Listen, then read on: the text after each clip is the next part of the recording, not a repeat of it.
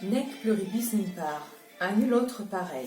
Cette expression latine était la devise du roi que nous allons découvrir aujourd'hui. Signifiant à nul autre pareil, ce roi se prenait pour le plus grand des rois, le premier des hommes, et peut-être plus qu'un homme.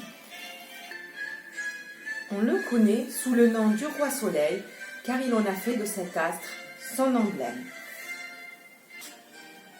Fils et successeur de Louis XIII, Louis XIV naît le 5 septembre 1638.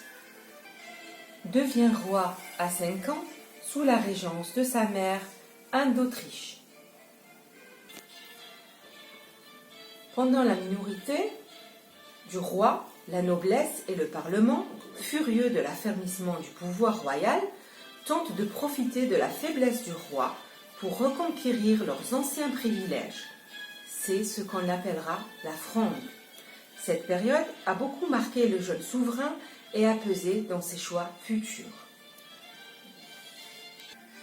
Louis XIV a été formé tout au long de sa jeunesse à la fonction de roi par le cardinal Mazarin, figure très importante qui a préparé le roi à un règne absolu.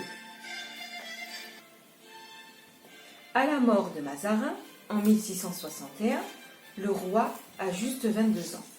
Il annonce sa décision de gouverner seul. On dit que le roi Soleil est un monarque absolu, de droit divin, car il exerce tous les pouvoirs qu'il gouverne seul et que son autorité vient de Dieu. C'est l'absolutisme. Pendant le règne de Louis XIV, la France est une très grande puissance. La culture française est très développée, notamment les arts et les sciences. Le savoir-faire français est un synonyme de qualité, notamment ses nombreuses manufactures. Nous allons voir comment Louis XIV s'y est pris pour faire de la France l'un des plus puissants pays de son époque. Pendant presque la moitié de son règne personnel, Louis XIV fait la guerre. Le roi continue la politique de ses prédécesseurs qui consiste à conquérir des territoires au nord et à l'est du royaume. Il fait aussi fortifier ses frontières. Louis XIV veut manifester sa puissance et obtenir la gloire par les armes. Il crée à l'aide de Louvois et de Colbert une puissante armée ainsi qu'une marine de guerre. Il faut savoir que le roi dirigeait personnellement sur le terrain les différentes campagnes militaires.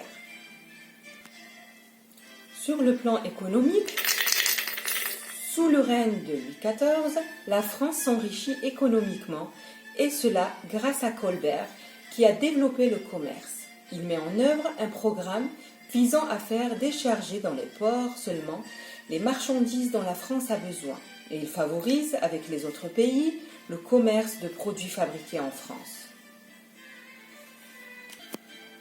Le château de Versailles.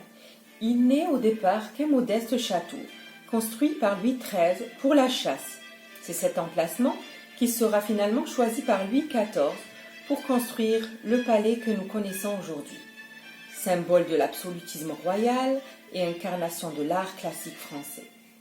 Classé depuis 30 ans au patrimoine mondial de l'humanité, le château de Versailles constitue l'une des plus belles réalisations de l'art français au XVIIe siècle. Louis XIV a régné 72 ans.